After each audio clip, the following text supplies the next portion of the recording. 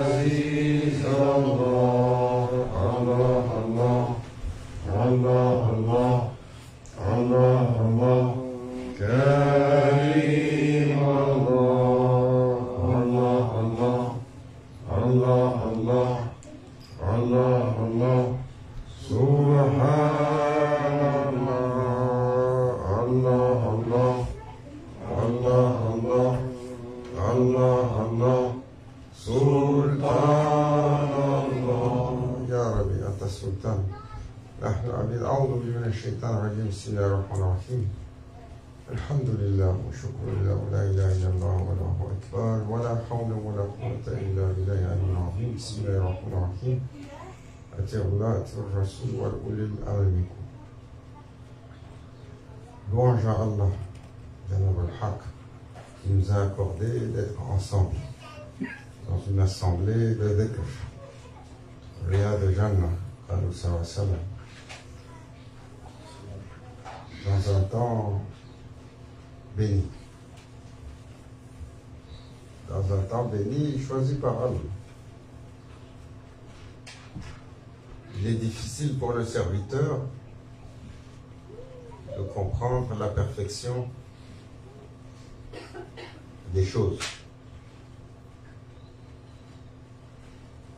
de comprendre l'essence du qadr, de la destinée, ce que ça veut dire. De comprendre que dans le monde que nous voyons, en dépit de tout ce qui est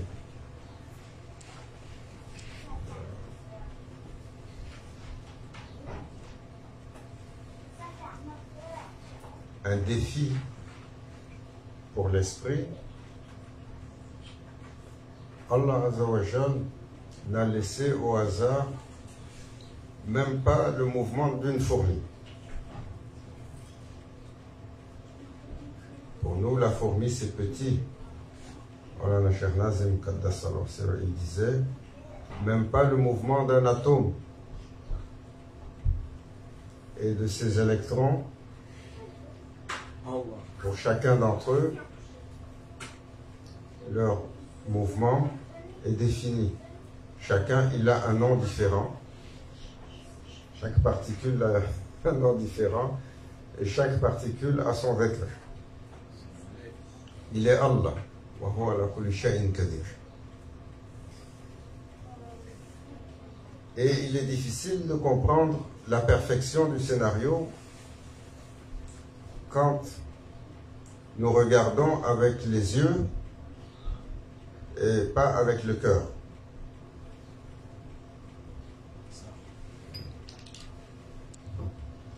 Les yeux,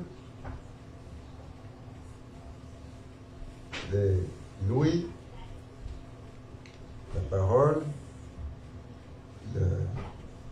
la physicalité et la pensée sont des outils de dunya.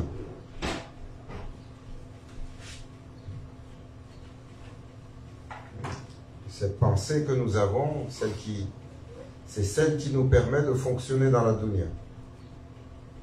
Pour approcher la réalité, la pensée est utile pour nous orienter.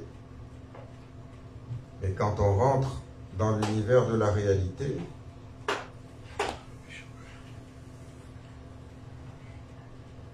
la pensée ou la physicalité ne peut pas être utilisée, excepté pour les exceptions que Allah a choisies.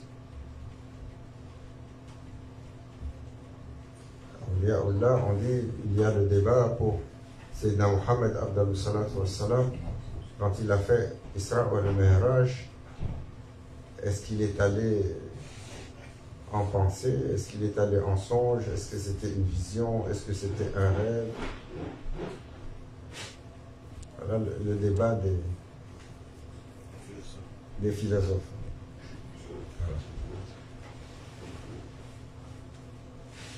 On a fait descendre un Burak, c'est Jibril est venu, il lui a ouvert la poitrine, il a nettoyé la dernière chose à nettoyer, il l'a rempli avec la lumière, avec la connaissance, avec la sagesse, Il l'a monté sur le Burak et ils sont partis. Et quand il partait, c'est pas le rêve qui a renversé la cruche. Et sur le départ, le mouvement du Burak a renversé une cruche d'eau. Quand il est revenu, c'est pas le rêve qui a fait que le lit était encore tiède.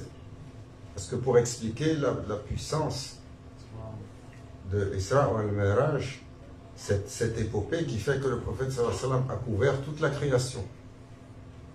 Il a couvert tous les cieux, il a couvert les 7 terres, il est allé au-delà de tout, il a visité tout ce qui est créé.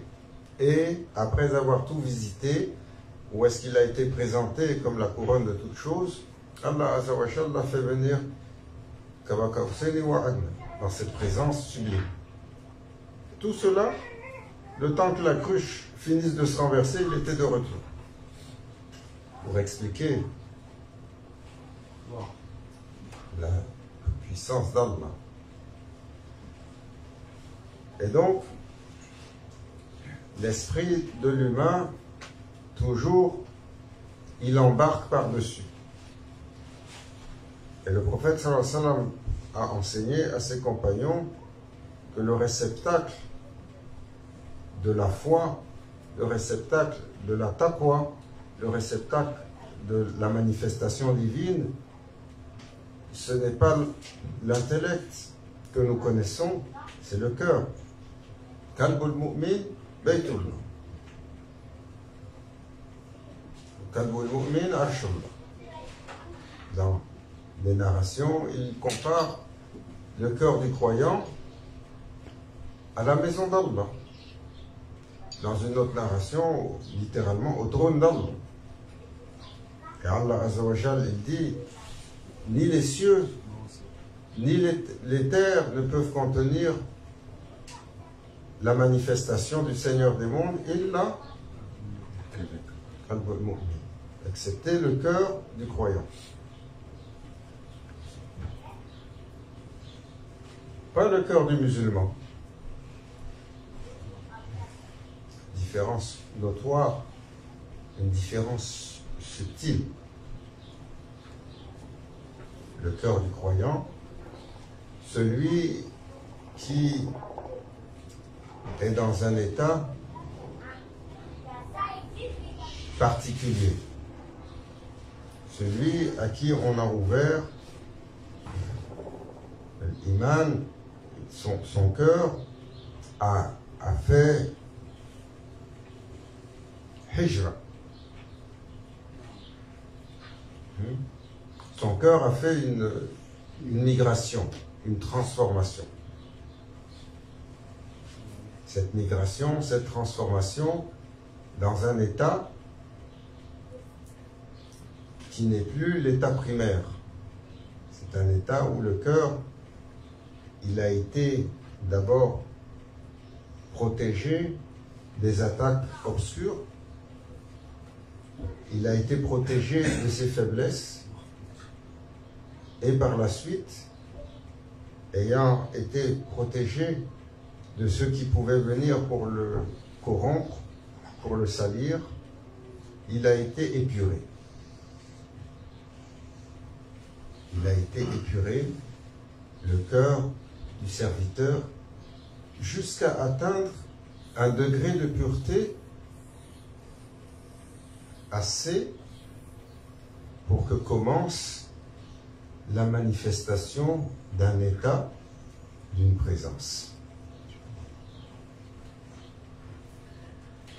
Alors, le prophète Abdallah salatu wassalam disait à ses compagnons toujours,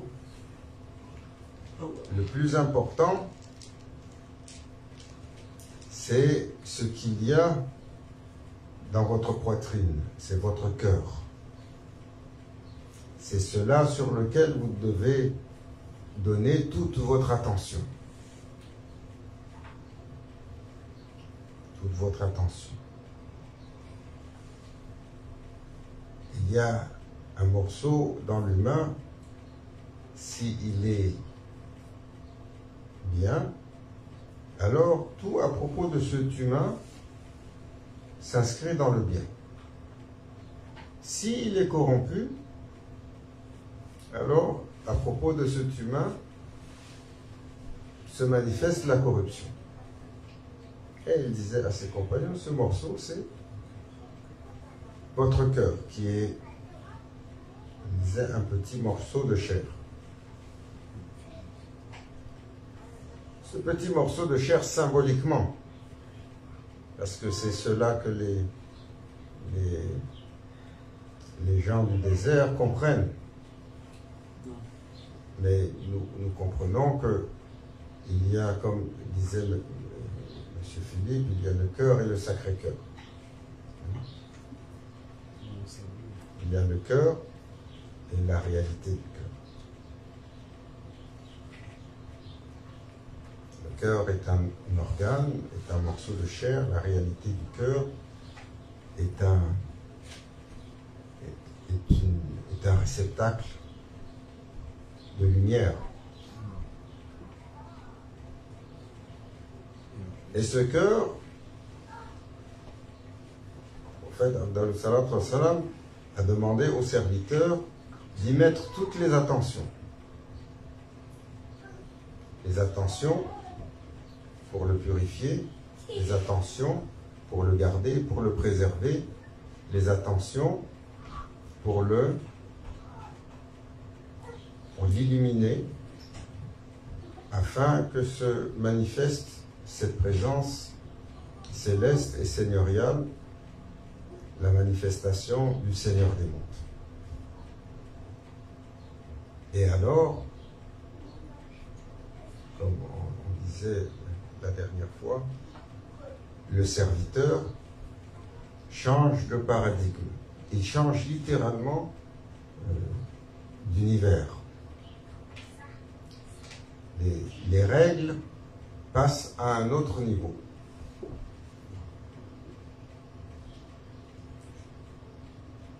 Alors pour le serviteur, il est toujours difficile de comprendre, lorsque nous avançons sur cette terre, jusqu'à quel point le scénario divin est parfait. Ô combien de serviteurs ont été mis à l'épreuve. Combien de leçons ont été données à travers les livres sacrés aux meilleurs des créatures, l'Anbiya, les prophètes, par le Seigneur des mondes, pour leur rappeler à quel point tout dépend d'Allah. Et tout est à propos d'Allah. Et tout doit se mettre sur un équilibre parfait par rapport à Allah.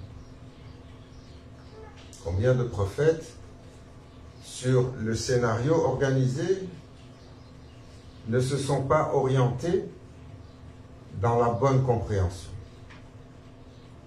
Tous les prophètes qui ont été mis à l'épreuve, qui ont été soumis et qui ont perdu patience, comme Sayyidina Nuh alayhi salam, qui ont perdu patience, comme Sayyidina Yusuf alayhi salam, ou qui ont perdu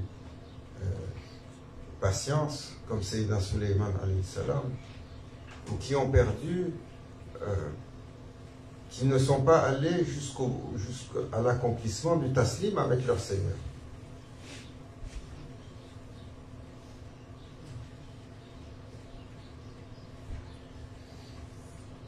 Et Allah Azza wa Jal, toujours, et il dit, comme il l'a dit à ses anges, votre Seigneur sait ce que vous ne savez pas. Regardez, c'est Nacha en marche. On racontait l'histoire la dernière fois, c'est Nacha en Archman, le maître de cet ordre soufi, dont l'influence est la plus importante par le prophète sallallahu alayhi wa sallam. Son influence est telle qu'on dit de lui, il a cette fameuse citation, j'étais un murshid, Sayyidina Adam était entre l'eau et l'argile. Et Nacha en Archman,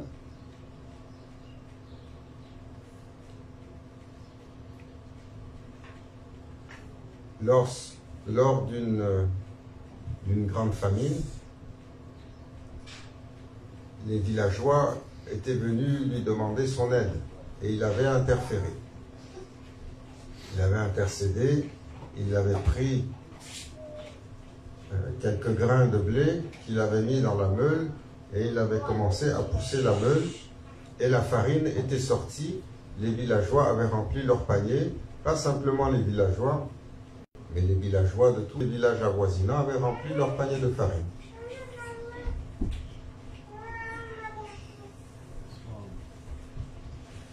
Maulana Cheikh Hicham, il nous racontait cette histoire de Grand Cheikh.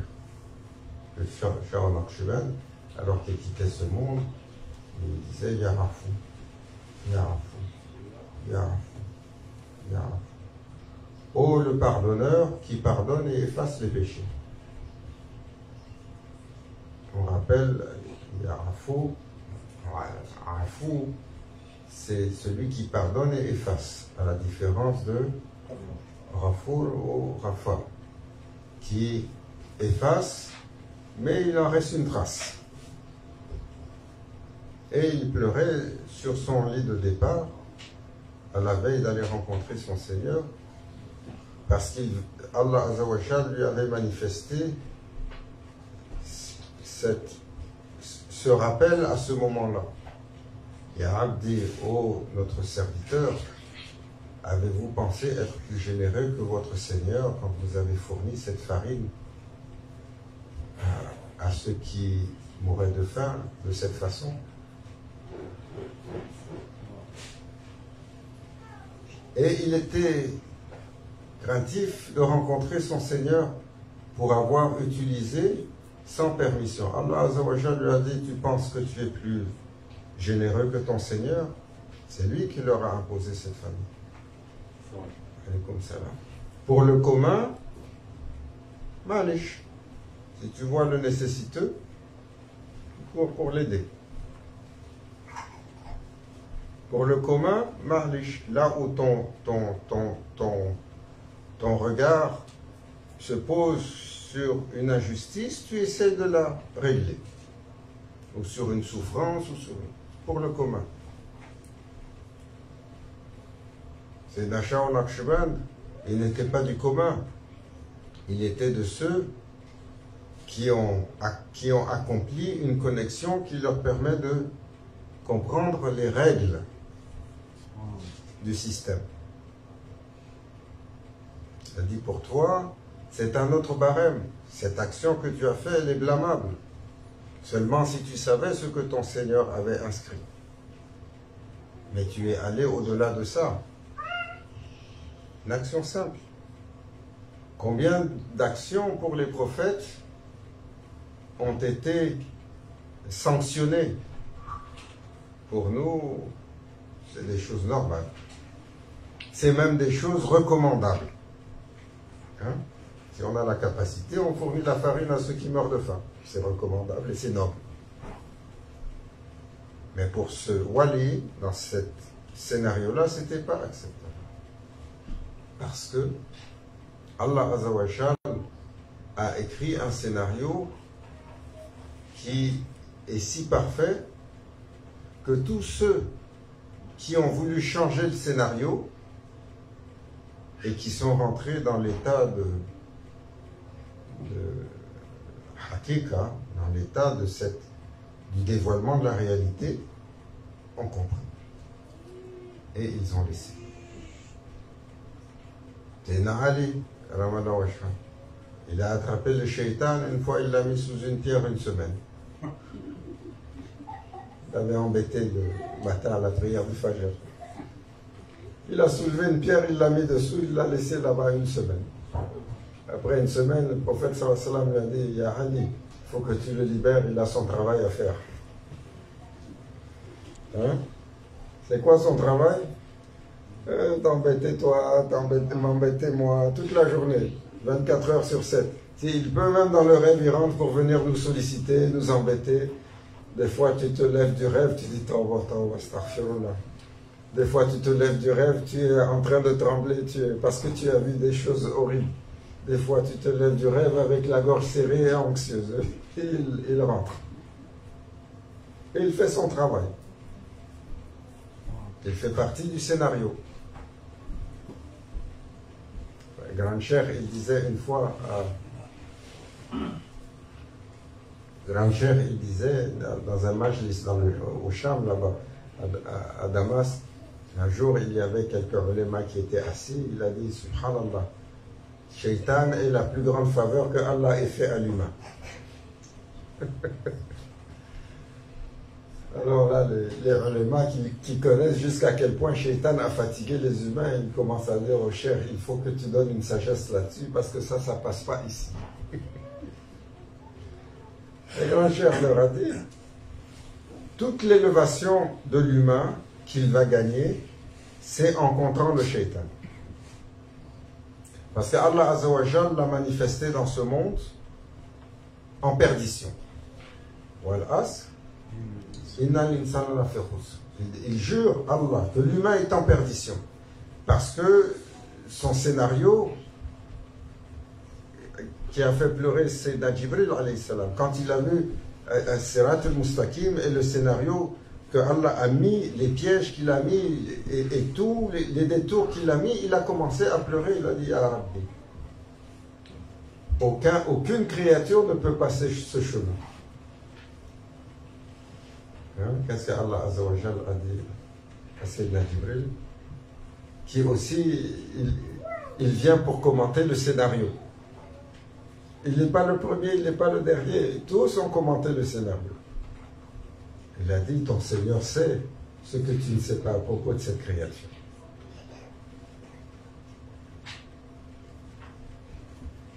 Et le scénario si difficile, et Grand Cheikh disait, Allah a créé ce scénario, qui est si difficile, parce que celui qui est soumis à cette épreuve, il est la couronne de la création. Il est le chevalier des chevaliers, l'humain. Et il doit passer les épreuves les plus dures. Chaque fois qu'il résiste contre le shaitan, il monte. Hein? Combien de fois on a résisté contre le shaitan? On a résisté, on est assis ici ce soir. Si on n'avait pas résisté, ils ont ouvert les terrasses. Hein, comme il disait tout à l'heure, c'est 27 degrés, c'est la température parfaite pour le barbecue. Hein, c'est un chef cuisinier. Hein, c'est parfait pour celui qui cuisine, c'est parfait pour le barbecue qui va griller la viande. Hein? Le shaitan, il nous attire en disant Malish, c'est pas important.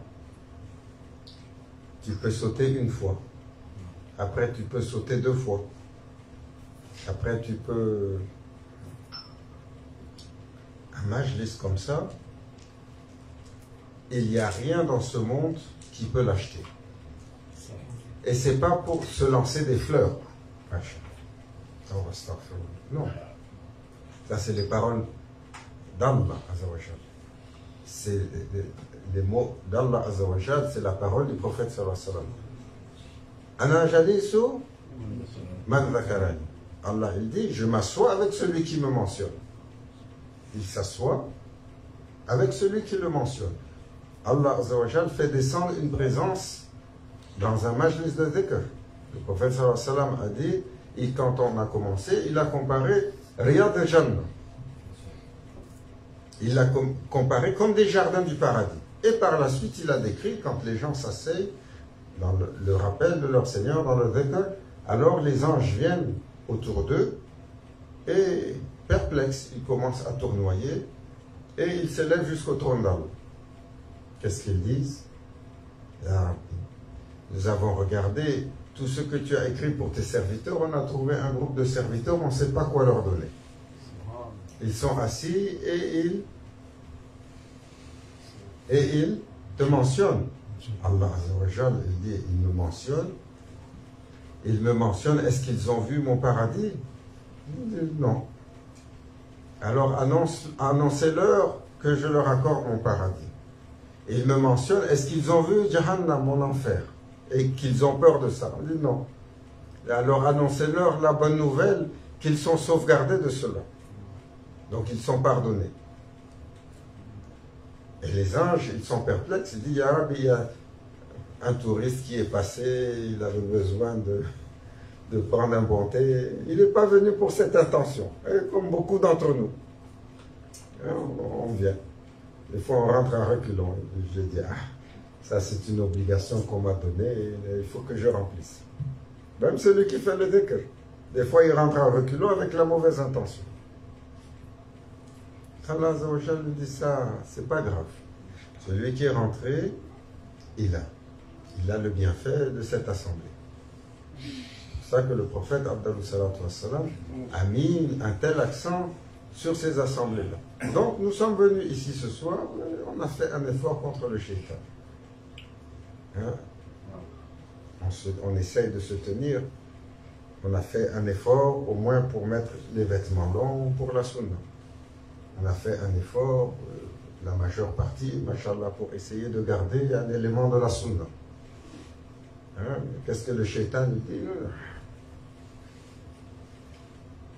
Il faut que tu ressembles aux stars de Hollywood.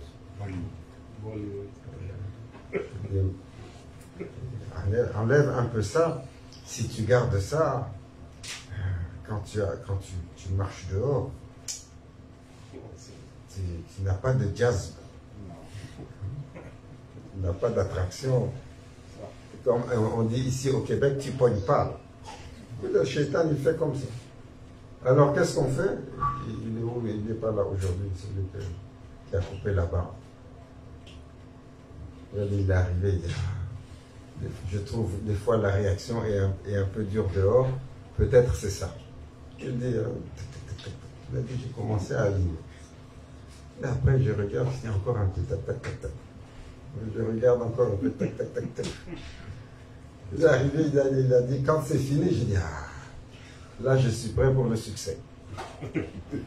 Mais il se moque de lui-même, parce qu'il comprend que ce qui nous pousse à cela, ce n'est pas le plaisir d'Allah. Le plaisir d'Allah, la sunna des prophètes, ils ont laissé ça long, il y en avait un, il avait la barbe qui poussait du temps du prophète, c'était un compagnon, il avait la barbe qui poussait comme moi sur les côtés, comme ça. Quelques poils qui tirent à droite, à gauche, comme ça, c'était zigzagueux. Et le prophète l'a regardé comme ça, il a regardé la barbe et il a souri. Qu'est-ce qu'il a fait? Il est allé chez lui et tchac tchac. Il a enlevé ça parce qu'il pense que le prophète se moque de lui. C'est pas très beau ça. Il lui a dit, mais qu'est-ce qui t'est arrivé? Où est passé là-bas? Il a dit, ya Rasulallah, j'ai vu que tu souriais et je pensais que... Il dit, non, je souriais avec les anges.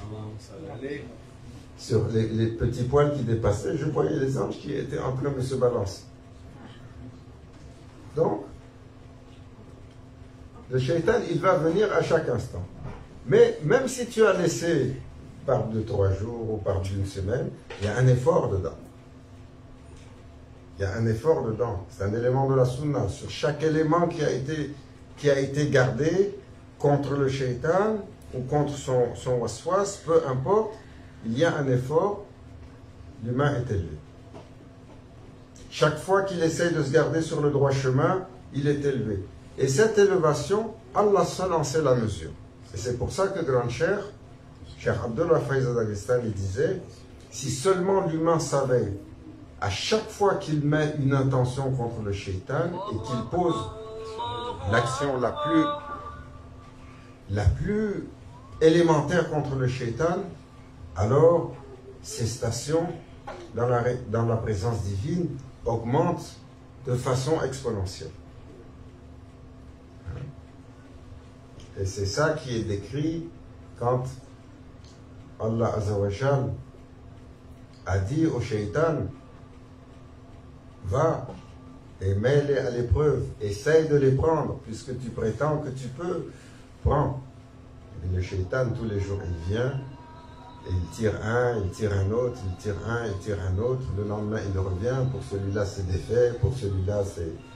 Il dit, mais un jour, il va arriver devant la présence divine, et il va vouloir se targuer de tout ce qu'il a fait. Et Allah Azza wa Jal va lui montrer la balance de ce que les humains ont accompli. Et il va devenir fou, le shaitan. Et il va pleurer comme une bête sauvage. Hein? Parce que quand il n'est pas content, il pleure. Et son cri est plus horrible que le chant des ânes. Allah Akbar. Et il va pleurer, le shaitan. Il va pleurer pour tous les efforts qu'il a faits. Et le fruit de ça, c'est que les humains se sont accomplis parce qu'ils ont tellement essayé de résister. Ils ont tellement fait. C'est pour ça qu'il faut s'abstenir de juger les gens. Hein? On ne sait pas dans quel scénario nous avons été mis, comme il a dit Imam Shafi. Il y avait une citation qui a été postée à propos de Imam Shafi, où il rappelait qu'il faut juger le discours, il ne faut pas juger l'orateur. Il faut juger l'action, il ne faut pas juger la personne qui fait l'action. Et ainsi de suite. Il a dit parce que le but de l'effort de l'éducation spirituelle, ce n'est pas de tuer le patient, c'est de le guérir. Si on nous laissait à certains d'entre nous le droit de ça c'est de kufr, il faut taper ici, ça c'est du haram, il faut taper ici, il faut couper là, ça c'est du shirk, là on ne peut même pas laisser quelque chose en vie, il faut éradiquer. Comme ça, on entend ce discours chez les soi-disant érudits, les soi-disant religieux, qui est le discours du shaitan. Tout ce qu'il veut, c'est la dureté pour les humains. C'est la perdition des humains, ça Allah Azza wa Jal nous rend éligibles à cette sagesse. Qu'Allah Azza wa Jal illumine dans nos poitrines l'iman, la foi. Qu'Allah Azza wa Jal nous rende éligibles au scénario divin, à le comprendre, à s'inscrire dedans et à ne pas aller à contre-courant. Allah Azza wa Jal nous accorde d'être, comme Grand Cheikh a dit, chaque instant de notre vie, qu'on ait la force, la détermination, la volonté de combattre le shaitan et que ses actions soient acceptées. Allah Azza wa Jal nous inscrive pour les gens de dhikr. Même si on est venu une fois. Que ce dhikr soit inscrit pour nous. Que ce dhikr soit inscrit pour nous. Il ne faut pas sous-estimer la miséricorde d'Allah. Hein? On a vu un triste événement qui est arrivé, je finis avec ça, à London, en Ontario. Et beaucoup de gens se sont levés. Et parmi les gens qui se sont levés pour protester, beaucoup de nos leaders, de nos dirigeants. Et j'entendais les dirigeants qui habituellement nous embêtent, hein, parce qu'ils sont un peu trop à droite. Là, ils étaient désolés, ils ont commencé à faire la mention des versets du Coran. Il y a un leader ici qui a cité un verset du Coran pour dire « Ah, comme dit le Coran pour ci, pour ça ». Ou qui cite la parole du prophète sallallahu alayhi wa sallam pour rappeler des sagesses. Et nous disons « Amin ». Qu'Allah Azza wa Jal accepte cela comme intercession pour celui qui l'a dit. Même si dans le reste de ses actions, mais on veut la guidance pour toutes les créatures. Il faut avoir cette générosité de cœur. Et on veut pas simplement la guidance, on veut, si Allah nous accorde, on veut partager notre bien-être, on veut partager notre amal avec ceux qui ne sont pas éligibles si le nôtre il est éligible. C'est dur à dire. Hein? Mais il faut mettre cette intention. En fait, il a insisté pour sa umma. Chaque faveur qu'il a reçue, il veut que sa umma ait la même faveur. Sinon, il veut donner celle qu'il a reçue pour sa umma. C'est le caractère noble. C'est là. Abu Bakr al-Sadiq, il a demandé pour entrer au Jahannam et il est si grand que personne d'autre il peut rentrer. Et Grand Cheikh, il disait, ça c'est dans notre travail quotidien. Tous les jours, quand on fait muhasaba, on compte notre journée. Je sais que nous tous, on passe sur la muhasaba quand vient le temps de la faire, on est occupé à lire les dernières nouvelles sur Facebook. C'est comme ça. Normalement, la dernière chose, avant de se coucher, c'est muhasaba. On compte la journée. On repasse les éléments de la journée. Il faut qu'on se donne cette habitude. Pour celui qui parle aussi. Il faut qu'on se donne cette habitude. Le temps pour Allah, il est précieux. Quand viennent les moments sacrés, quand le serviteur s'approche à rentrer dans la petite mort avant son sommeil, c'est un temps précieux où il doit s'asseoir avec son Seigneur. Il ferme tout le reste. Il met le téléphone un peu plus loin. Il dit ça c'est le temps. Malish, même si ça sonne, je ne regarde pas. Et il fait muhasaba. Après, il fait dua. Dans le dua, il demande istighfar. Pour ceux qu'il sait, ceux qu'il ne sait pas. Pour tous ceux et celles qu'il a offensés, qu'il a transgressés. Mais il demande aussi que soit accordé, s'il y a un khair dans ce qu'il a eu, il faut que ce soit partagé avec tous les autres. Amen. Allah nous mette sur cette disposition. Amen. Parce que celui qui a cette intention, si Allah accepte, Allah partage son bienfait avec tous les autres. Et il a tout de suite quoi, la récompense d'avoir partagé avec tous les autres. إلى حضرة النبي الفاتح.